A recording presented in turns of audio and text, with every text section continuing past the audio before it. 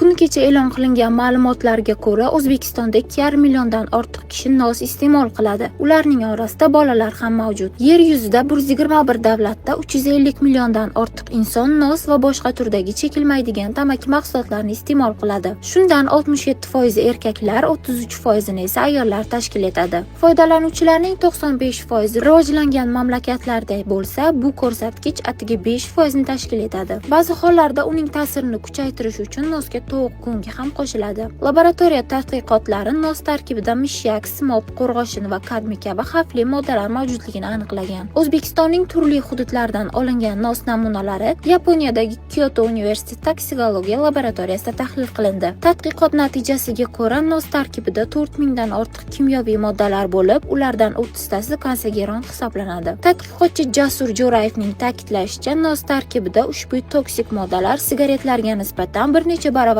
ko'p. Uning so'zlariga ko'ra, nos iste'mol qilish og'iz bo'shlig'i saratoni, yurak-qon tomir kasalliklari va boshqa sog'liq muammolariga olib kelishi mumkin. Ushbu tadqiqot nos iste'molining salomatlikka jiddiy zarar yetkazishi mumkinligini yana bir bor tasdiqlaydi va uning iste'moldan voz kechishni tavsiya etadi.